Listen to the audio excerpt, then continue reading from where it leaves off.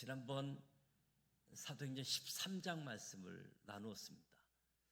사도행전 13장은 세계적인 도시라고 할 수 있는 안디옥 교회가 선교의 중심지가 되어지지요. 교회에서 일하는 사람들, 선지자들, 교사들 이름이 언급되어지는데, 처음에는 바나바를 시작해서 우리가 잘 알지 못하는 이름들이 언급되어지고, 그리고 마지막에 사울이 소개되어짐을 보게 되어집니다.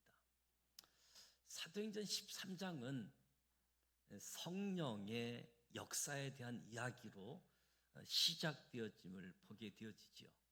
성령은 예배 시간에 교회에 명령해서 바나바와 사울에게 새로운 사명을 맡기게 되어지고, 이에 대해 안디옥 교회는 본보기가 될 만한 반응을 보여줍니다.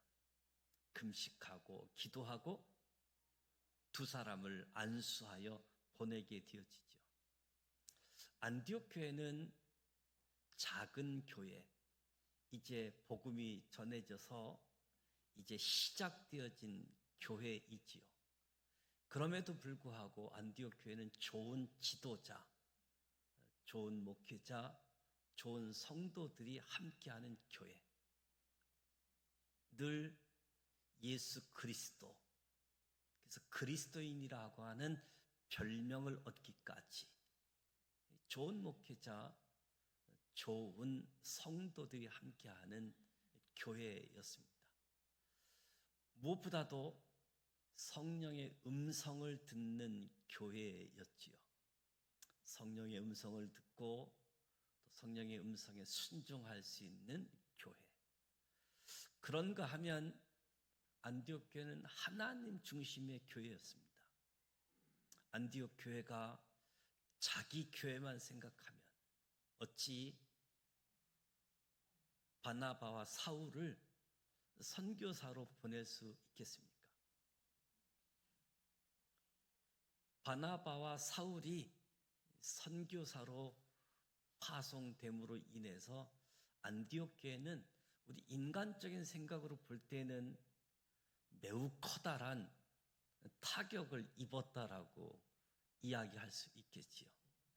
그럼에도 그들이 헌신함으로 하나님의 복음이 전 세계로 흩어져 갈 수 있는 선교의 센터가 안디옥 교회가 되어진 거지요. 오히려 예루살렘 교회가 아닌 안디옥 교회에 하나님이 말씀하셨는데, 그 말씀을 듣고 순종해서 하나님의 중심의 교회가 되어졌다 하는 사실 앞에 우리가 많은 것을 생각하게 되어지는 거지요. 성령의 음성을 듣고 순종하고 하나님 중심, 나 중심이 아닌 하나님의 중심, 얼마든지 자기의 상황, 여건들을 이야기하고 주장할 수 있겠지요. 하나님, 예루살렘 교회에서 시작할 수 있도록.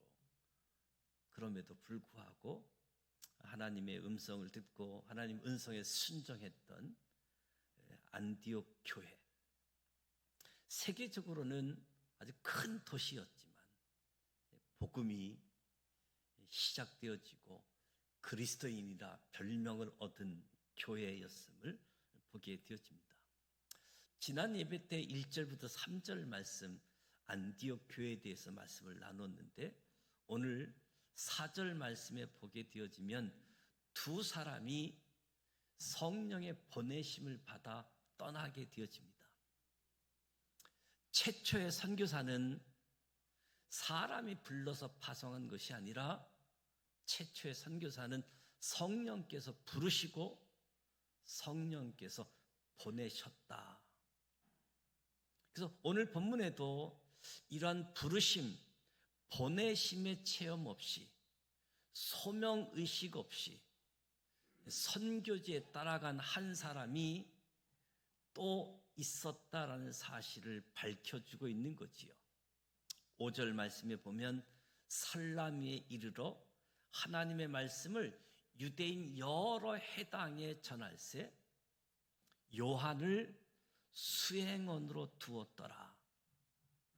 여기서 요한은 마가 요한을 이야기하는 거지요. 마가복음의 기록자라고 할 수 있습니다. 골로새서 4장에 보게 되어지면 마가 요한은 바나바의 조카로 소개되어집니다. 그러니까 최초 선교 여행, 1차 전도 여행은 두 사람이 아니라 세 사람이 가게 되어진 거지요. 안디옥 교회에 믿음의 사람들이 세워진다라고 하니까 예루살렘에서 바나바를 파송하게 되어지고 바나바가 바울과 더불어 동역하게 되어진 안디옥 교회.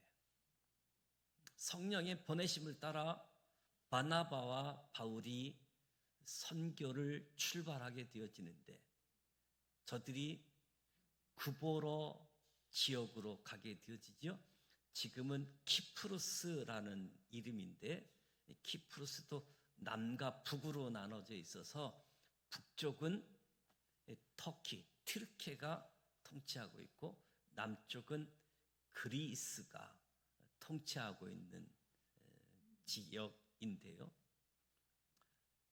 우리가 한국과 일본의 그 관계가 안 좋은 것처럼 식민지 이런 생활 때문에 안 좋은 관계처럼 지금 튀르키예와 그리스 관계도 아주 관계가 좋지 않는, 겉으로는 웃어도 속에는 아주 상처가 많은 그런 관계인데 이 키프로스 구브로가 바나바의 고향이잖아요.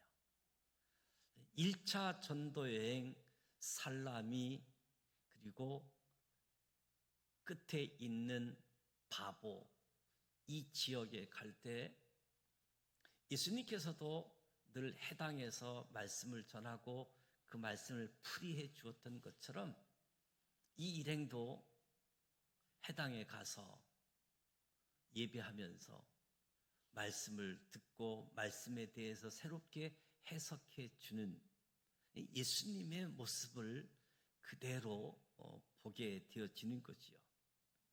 중요한 건 세 사람 중에 바나바와 사울은 성령에 의해 부름받고 성령에 의해서 보내심을 받은 사람이라고 한다면 함께 간 마가 요한은 성령에 의해 부르심을 받은 적도 없고 성령에 의해 보내심을 받은 적도 없는데 그냥 따라가게 되어진 거지요. 마가 요한이 왜 갔는지 성경에 나오지 않고 설명도 하지 않습니다. 삼촌인 바나바가 같이 가자고 해서 간 건지 아니면 마가 요한의 어머니가 너도 따라가라고 해서 함께 동행하게 되어졌는지 알 길은 없습니다. 그러나 확실한 것은 마가 요한은 하나님에 의해 부름받았거나 하나님에 의해 보냄받지 않았다라는 사실은 확인할 수 있는 거지요. 세 사람이 전도 여행을 함께 떠났는데 두 사람은 성령의 부르심과 보내심, 한 사람은 그런 부르심과 보내심 없이, 그러니까 한마디로 소명의식 없이 따라 나서게 되어진 거지요. 함께 여행을 가니 정확히 같은 길을 가고 같은 음식을 먹고 같은 교통편을 이용하고 똑같은 것을 보고 똑같은 곳에서 잠을 자고 똑같은 것을 경험했는데 단지 하나만 다른데 그 다름이 소명의식이었습니다. 하나님의 부르심과 보내심, 이것이 있느냐 없느냐가 이 세 사람에게서 두 사람과 한 사람의 차이점이라고 이야기하지요. 이 세 사람의 선교 여정, 전도 여행이 어떻게 달라지고 있습니까? 13절에 보게 되어지면 바울과 및 동행하는 사람들이 바보에서 배 타고 밤빌리아에 있는 버가에 이르니 요한은 그들에게서 떠나 예루살렘으로 돌아갑니다. 마가 요한이 선교지를 이탈하게 되어지는 거지요. 사진을 한 장 띄워주시면 바울이 1차 전도 여행했던 지역입니다. 안디옥이라는 도시에서 성령의 보내심을 받아 섬, 구브로 섬, 키프루스 섬, 살라미에 도착을 하고 그리고 바보 지역에 도착하고 이 바보 지역에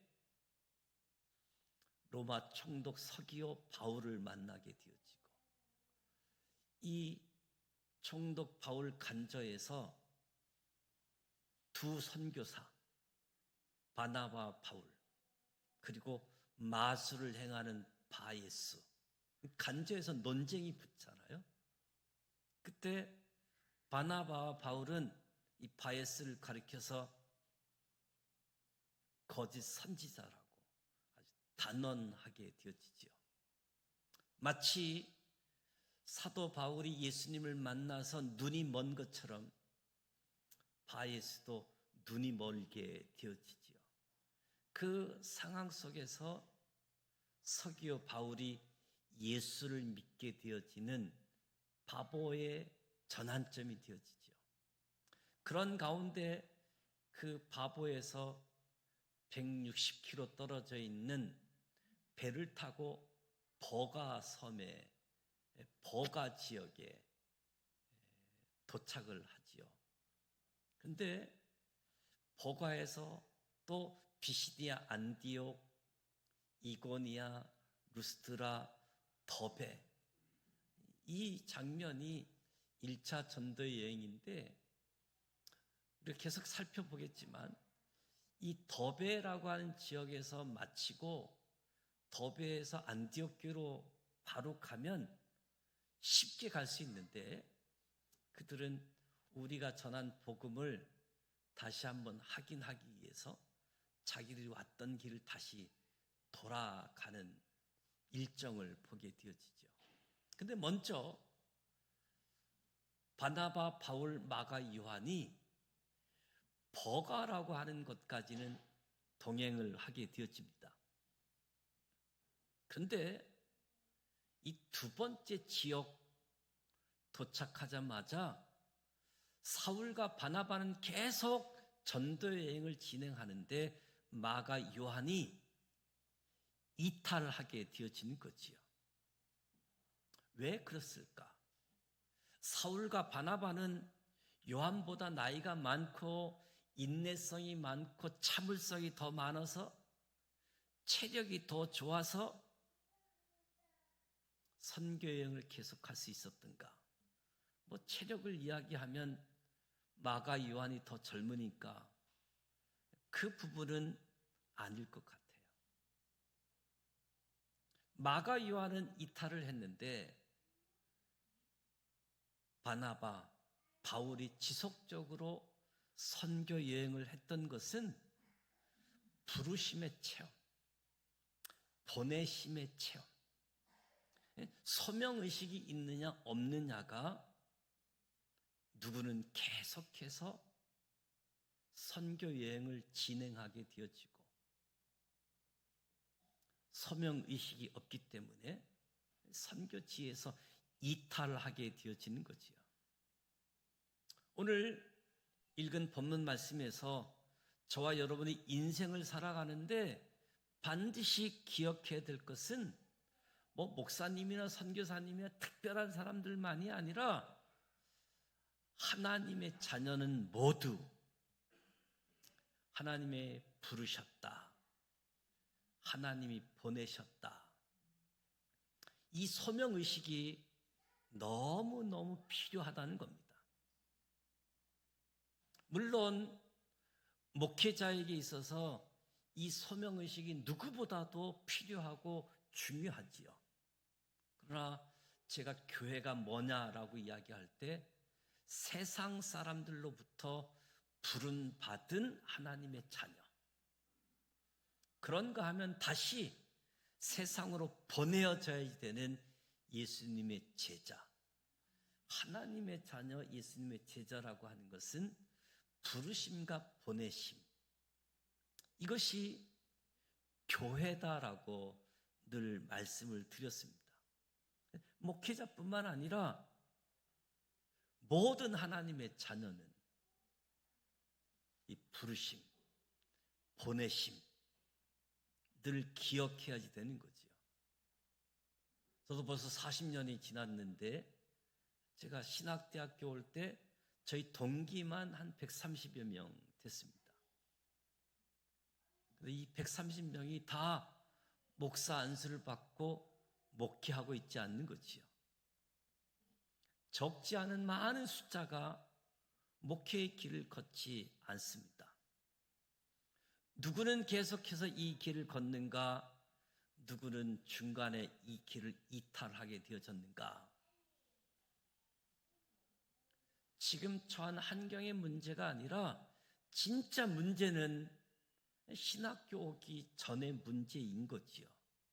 하나님의 부르심, 하나님의 보내심에 대한 체험이 있느냐, 이 소명의식이 계속해서 이 길을 걷느냐, 중도에 이탈하게 되어지느냐, 가장 큰 원인이라고 이야기할 수 있겠지요.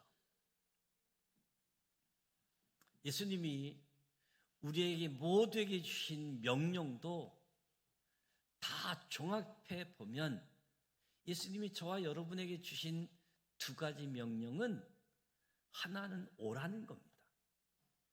수고하고 무거운 짐진 자들아 다 내게로 오라.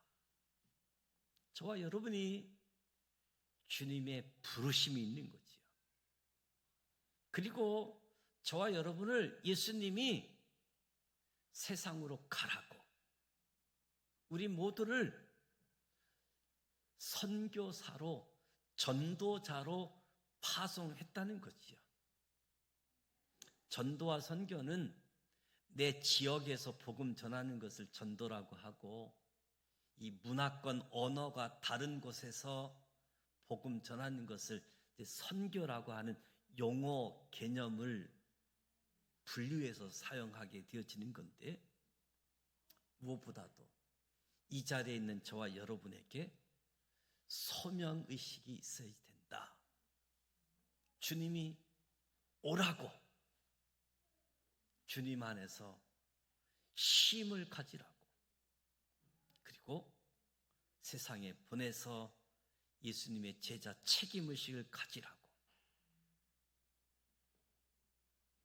여러분은 어떻습니까? 지금 이 소명의식을 가지고 있습니까? 이 시간 예배 드리고 있는 분들은 그나마 부르심과 보내심, 이 소명의식을 가지고 나아가는 거지요. 그렇지 않으면 많은 이탈들을 경험하게 되어지는 거지요. 저와 여러분이 부르심, 보내심,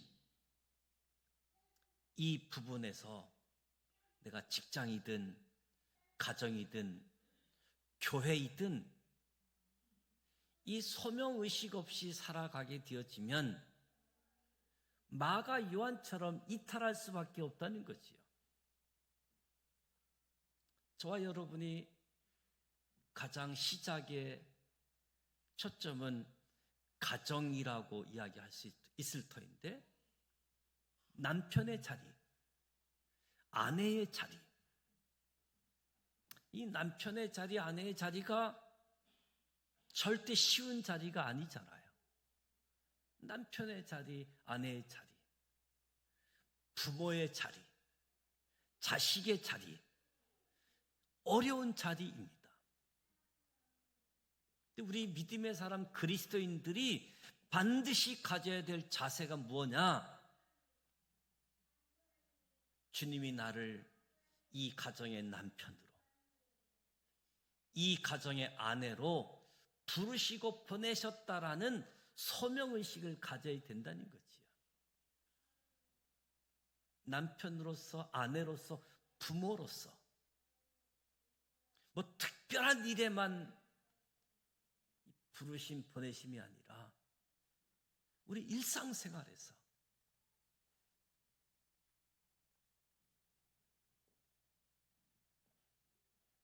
소명의식은 전혀 없이 그냥 두 사람이 좋아서 결혼만 하게 되면 결혼 생활이라는 것이 아이를 낳고 육아 생활을 하게 되어지면 떠나고 싶고 마가 요한처럼 이탈하고 싶게 되어지는 거지요. 애정이 식고 더 이상 설레지지도 않고 저 남자가 더 멋있어 보이지도 않고 저 여자가 더 예뻐 보이지 않아서가 아니라 이 소명의식, 부르심과 보내심, 이것이 없게 되어지면 떠나고 싶고 이탈하게 되어지는 거지요. 그러나 하나님이 나를 저 사람의 남편으로, 저 사람의 아내로 부르시고 보내셨다. 저 사람의 부족한 점을 보완해주고 저 사람의 저 부족한 점을 나보고 도와주라고 남편으로 부르셨다. 아내로 부르셨다. 이 소명의식이 있으면 달라지지요. 어려움을 견뎌내지요. 이탈하지 않게 되어집니다. 많은 부부 생활, 오늘날 현대인 가정들이 이 남편의 자리, 아내의 자리가 너무 버거워서 힘들어하는 모습을 보게 되어집니다. 뿐만 아니라 자녀들이 태어나면 부모의 자리, 이 부모의 자리가 얼마나 어려운 자리입니까? 부모이지만 소명의식이 있어야만. 하나님이 나보고 이 어린 자녀들을 한 사람의 온전한 그리스도인으로 길러내라고 내게 맡기셨구나. 내가 땅 끝으로 나가지는 않지만 지금 내가 있는 이 자리에서 이 자리가 선교지구나. 우리가 다음 세대를 이야기하는데 내가 있는 자리에서 신앙 1세대 부모의 역할, 이 일만 제대로 감당하게 되어지면, 여기에 초점을 맞추게 되어지면 다음 세대는 일정한 영역으로 나아가게 되어지는데, 이 자리에 부르심, 보내심의 이 의식이 약하다 보니까 어렸을 때와 자녀들이 장성할 때 이제 더 이상 복음에 대해서, 신앙에 대해서 언급을 못하게 되어지는 그런 상황이죠. 그러나 이 소명의식을 기억하고 아들이 60을 넘고 아들이 70이 되어진다라고 할지라도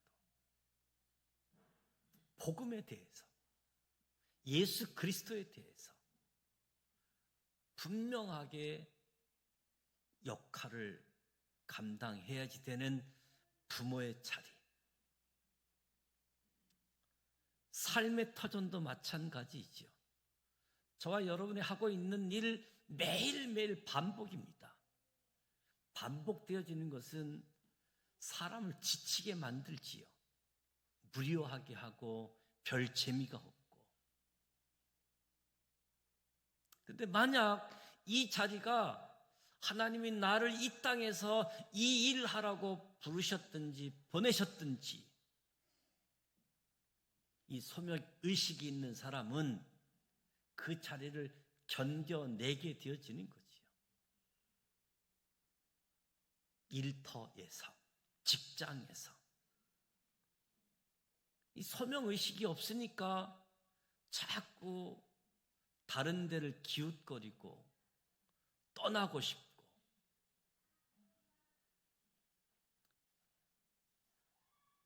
성령의 보내심에 순종해서 보냄받은 바나바와 바울, 그렇지 않은 마가, 요한. 저는 교회도 마찬가지라고 생각됩니다. 세상에 수많은 교회가 있습니다. 부천시만 해도 1600여 개의 교회가 있습니다. 이 1600여 교회 중에 지산교회 출석하는 모든 분들이 하나님께서 나를 지산교회에 보내주셨고 지산교회 성도로 부르셨다. 이 믿음이 있어야 되는 거지요. 이 부르심이 있어야 되는 거지요. 이 부르심을 갖고 있는 소명의식이 있는 사람은 절대 교회를 쉽게 떠나지 않는 거지요. 나를 이 교회에 주님이 보내셨구나. 주님이 부르셨구나. 이게 없으니까 기분 나쁘면 교회를 떠나게 되어지고 마가 요한처럼 자리를 이탈하게 되어지는 거지요. 교회에서 하는 사역도 마찬가지잖아요. 교사로서, 찬양대 대원으로서, 경배 찬양팀으로 누가 그 자리를 계속하고 있는지 소명의식이 있는 사람이지요.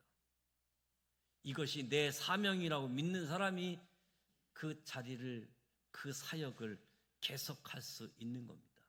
그렇지 않으면 기분 나쁜 것 때문에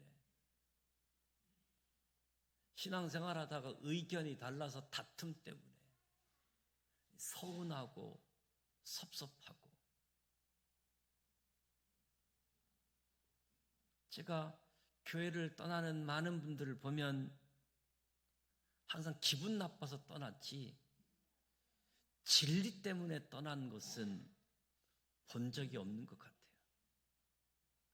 무엇보다도 마가 요한처럼 이탈하지 않도록 어느 곳에 있든지 나는 하나님이 부르셨다. 나는 하나님이 보내셨다. 이 소명의식을 가지고 주님이 맡겨준 역할을 잘 감당할 수 있기를 축복합니다. 많은 교회, 그 많은 교회 중에 또 대부분의 교회, 70, 80% 교회는 작은 교회이잖아요. 미자립교회라고 이야기하잖아요. 그런데 부르심, 보내심 이 사명을 갖고 있어도 그 자리를 온전히 갖지 못하는 사람이 있지만 그럼에도 대다수 사람들은 그 자리를 지키고 평생 개척교회 목사로 평생 삼각교회 목사로 그 자리를 지키고 있는 것은 하나님의 부르심, 하나님의 보내심, 이 소명의식 때문에 나아가게 되어지는 거지요.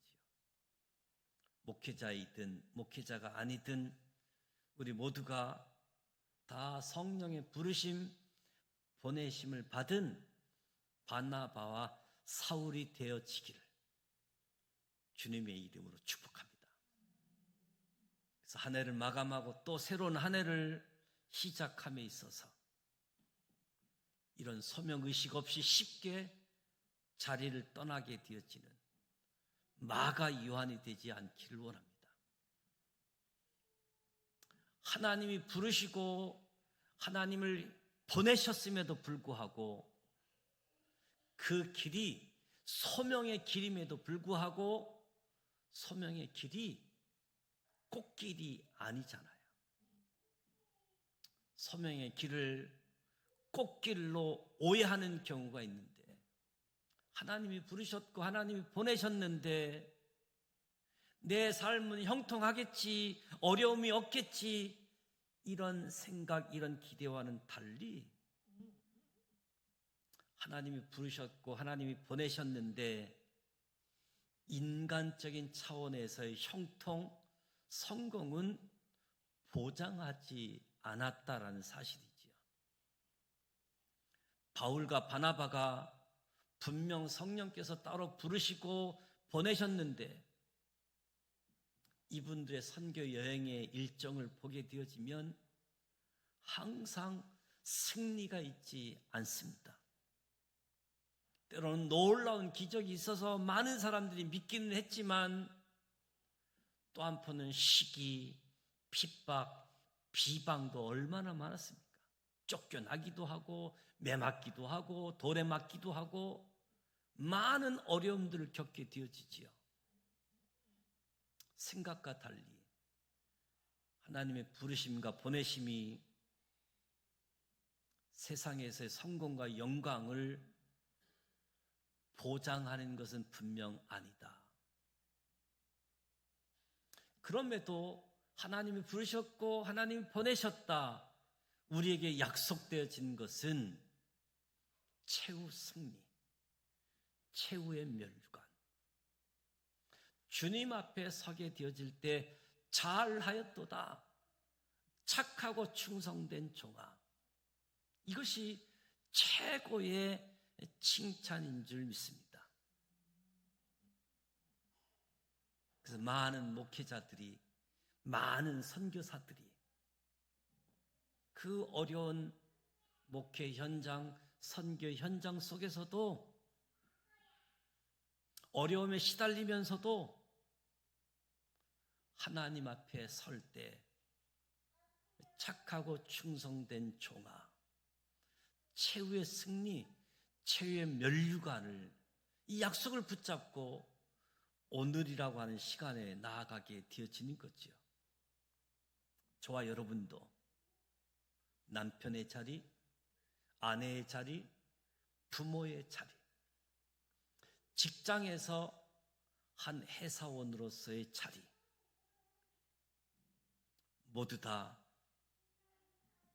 주님이 인정, 주님의 칭찬을 바라보면서 견뎌내시기를 바랍니다. 이 세상에서 예수 믿는 그리스도인의 소명을 걸어간다라고 하는 것 자체도 절대 쉽지 않다. 직장에서 믿는 사람, 믿지 않는 사람, 구별된 사람으로 살아가는 것이 너무 어렵잖아요. 세상에서 환난을 당하나 기억하십시오. 주님이 함께 하십니다. 그래서 그리스도인다운 남편, 그리스도인다운 아내, 그리스도인다운 부모가 되는 것 절대 쉽지 않고 꽃길이 아니고, 그러나 그 여정 속에 주님이 함께 하신다 믿으시기를 바랍니다.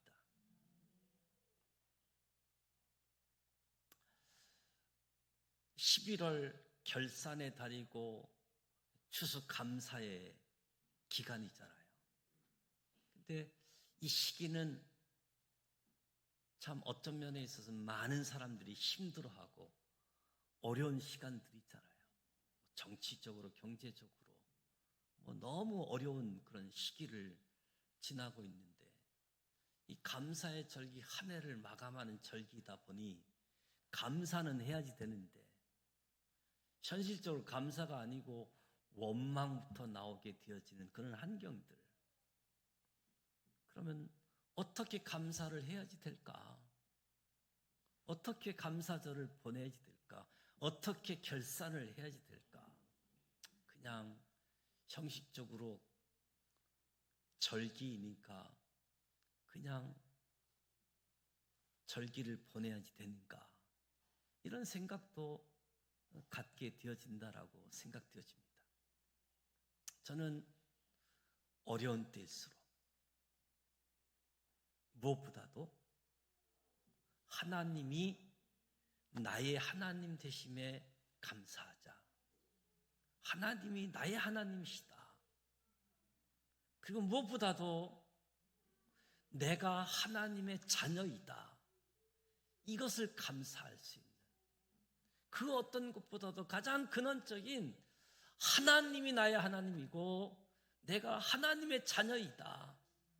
이것에 감사가 출발되어지면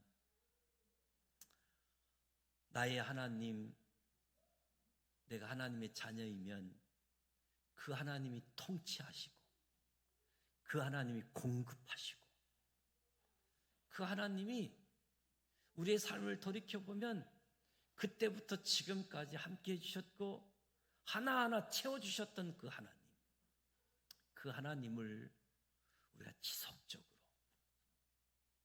감사할 수 있는 시간들이 되어지는 거지요.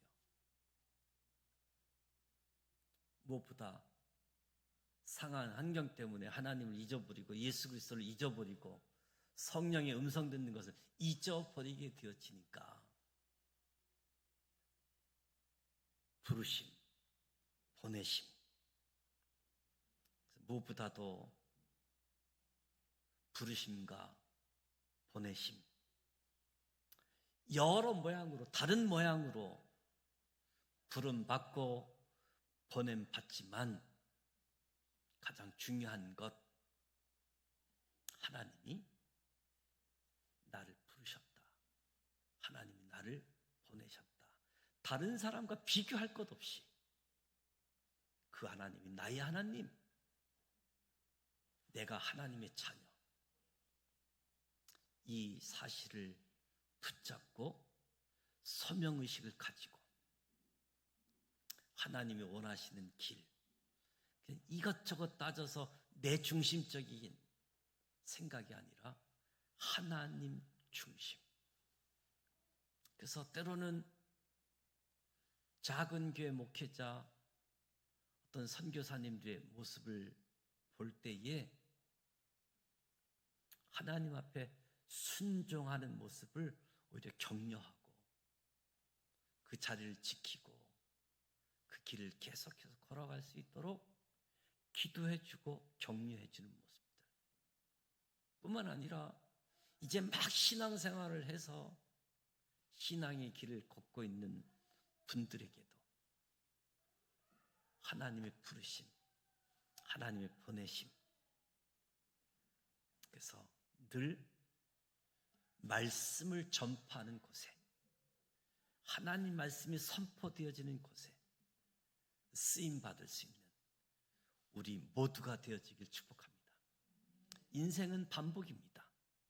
어제 했던 일 오늘도 그냥 하는 거고 반복되어지는 일상, 그 가운데서 하나님과의 관계, 하나님과의 관계가 그 어떤 관계보다도 뜨거운 관계, 하나님과 가장 가까운 관계, 평생 신앙생활 하면서 주님이 오실 그때 가장 먼 겨울과 같은 때가 아니라 가장 뜨거운, 가장 가까운 때가 되어질 수 있도록 경건생활도 깨어있는 자리에서 예배하는 자리, 기도하는 자리, 직분, 사명 감당하는 자리에 소명의식을 갖고 충성된 종이라고 칭찬받는 그것을 기억하고 최후의 승리, 최후의 면류관. 그래서 오늘 저와 여러분의 삶의 모습을 통해서 저와 여러분의 입술을 통해서 기쁜 소식이 전달되어질 수 있도록, 기쁜 소식이 그렇게 쓰임 받는 우리 모두가 되시기를 주님의 이름으로 축복합니다.